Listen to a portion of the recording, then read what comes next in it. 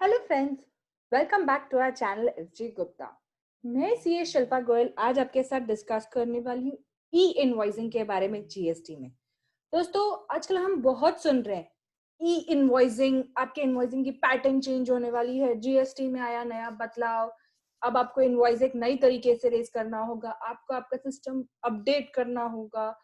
ऐसे बहुत से क्वेश्चंस आ रहे हैं। इनफैक्ट आप में से काफी लोगों को तो ऐसे एक ईमेल्स भी आए होंगे अपने अपने वेंडर्स से, जहां पर या फिर अपने क्लाइंट से, दोनों तरीके से, जहां पर वो आपसे डिटेल मांग रहे हैं कि क्या आप पे आयरन एप्लीकेबल है, क्या क्या आप क्यूआर कोड से इनवॉइस जनरेट करने वाले हैं, आपका टर्नओवर लास्ट ईयर में कितना था, 500 करोड़, 100 करोड़ या उसके नीचे, आप कौन सा मेथड अप्लाई कर रहे हैं। तो घूम फिर के मेरे दिमाग में सिर्फ यही एक क्वेश्चन आ रहा है कि ये ई इनवॉइसिंग है क्या। इतना ई इनवॉइसिंग का शोर मचा रखा है जीएसटी के अंदर। क्या है ये E invoicing? So let me tell you, E invoicing कोई नई चीज नहीं है। ये एक नॉर्मल इनवॉइस है जिसपे एक आईआरएन होता है, इनवॉइस रेफरेंस नंबर, जो कि एक आईआरपी के थ्रू जनरेट हुआ रहता है, इनवॉइस रजिस्ट्रेशन पोर्टल। दोस्तों, ये बहुत कॉम्प्लिकेट सुनाई दे रहा है, लेकिन कुछ कॉम्प्लिकेट नहीं है। जैसे कि आप पहले डिटेल्स देते थे, आपका नॉर्मल, आपका नाम, आपका जीएसटीएन नंबर, कहाँ से आप सप्लाई कर रहे हैं, आपके कस्टमर का नाम, उसका GSTN number, date of invoice, serial number, item description, ये सभी वैसे के वैसे कंटिन्यू होंगे। लेकिन प्रॉब्लम क्या आ रही थी, मेरा फॉर्मेट अलग होगा, आपका फॉर्मेट अलग होगा, हम कंटेंट सेम दे रहे हैं लेकिन फॉर्मेट अलग अलग है। प्लस थर्ड पार्टी का इनवॉइस, अब देख लो, थर्ड पार्टी का एक तीसरा ही फॉर्मेट है या फिर एक मर्ज फॉर्मेट है, यानी कि कुछ डिटेल्स मेरे पास की ली हुई हैं, कुछ डिटेल्स आपके पास की ली हुई, और उन्होंने एक नया फॉर्मेट बना दिया।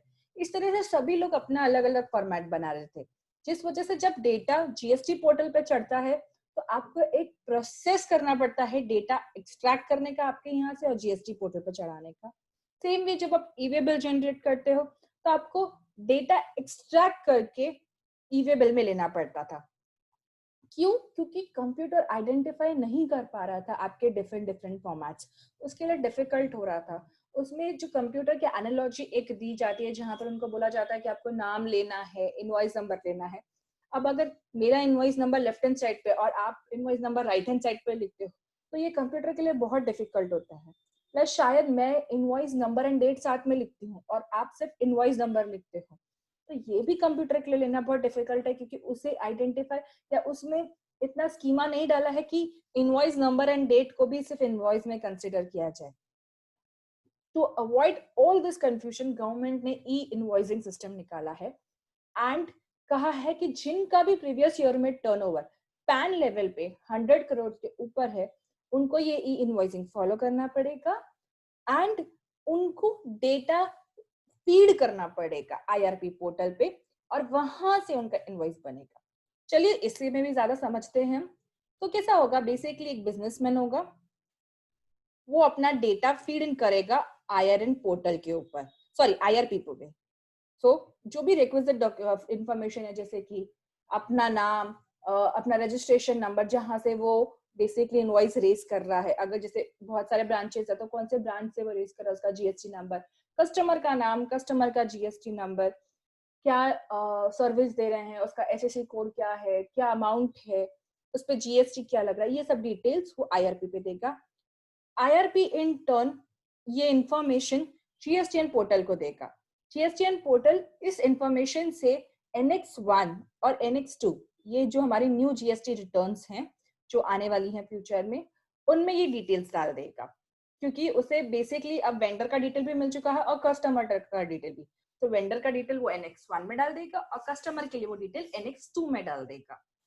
साथ ही साथ वो ये इंफॉर्मेशन ई-वे बिल पोर्टल को भी दे देगा, ताकि आपका part A of the e-way bill भी तुरंत भर लिया जाए, आपको वापस से ये इंफॉर्मेशन फीड इन करने की जरूरत नहीं पड़े।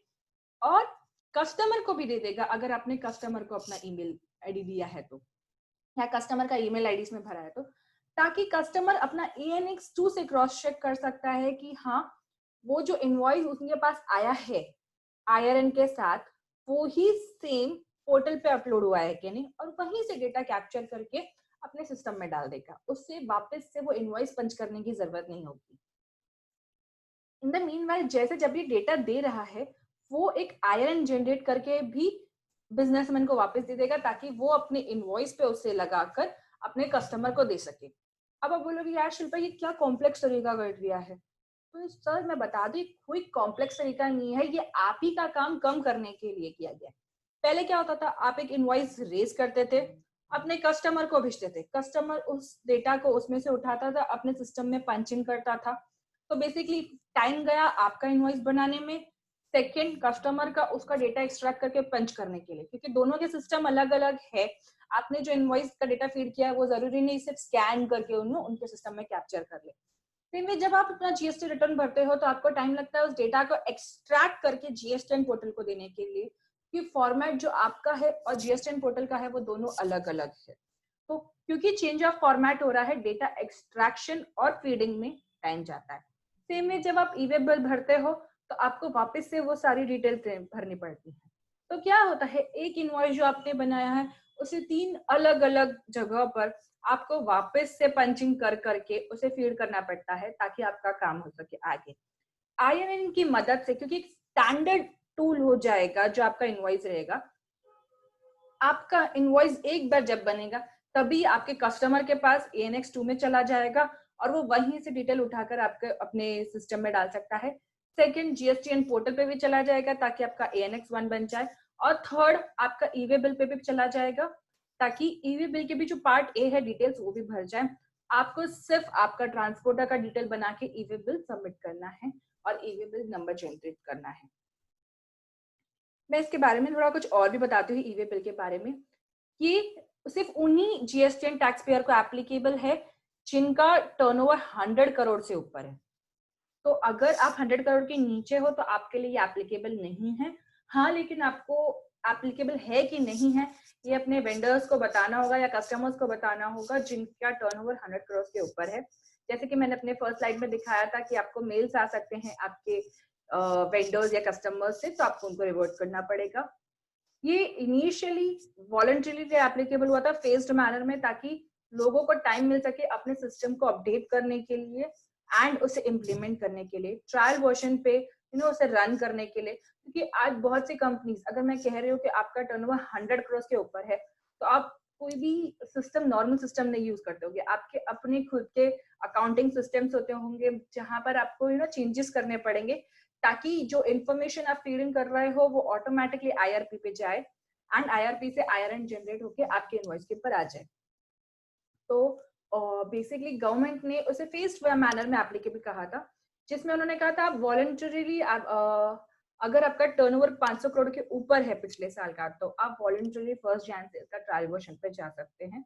वहीं अगर आपका टर्नओवर 100 to 500 के बीच में आ रहा है तो आप 1 Feb से एप्लीकेबल कर सकते हैं।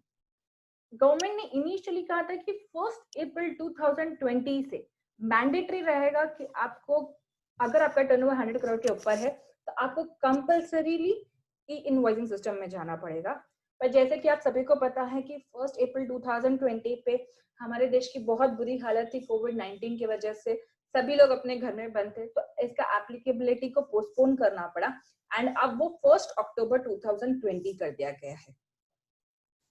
तो आई होप दोस्तों आपको जीएसटी ई इनवॉइसिंग के बारे में समझा होगा और अभी आपको कोई वो एलियन जैसा नहीं लग रहा होगा। एटलीस्ट जैसे बेसिक नॉलेज है वो तो मैंने आपको दे दी है।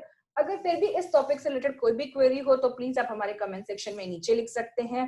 और हाँ, आप हमें फॉलो कर सकते हैं लिंक्डइन पे, फेसबुक पे, ट्विटर पे, इंस्टा पे और हाँ हमारे यूट्यूब चैनल को भी। अगर आपको हमारे यूट्यूब चैनल के वीडियोस अच्छे लग रहे हो तो प्लीज हमारे चैनल को सब्सक्राइब कीजिए और ये वीडियो शेयर कीजिए ज्यादा से ज्यादा लोगों के साथ ताकि वो भी हमारे चैनल का बेनिफिट ले सके हमारे वीडियोस का। Thank you.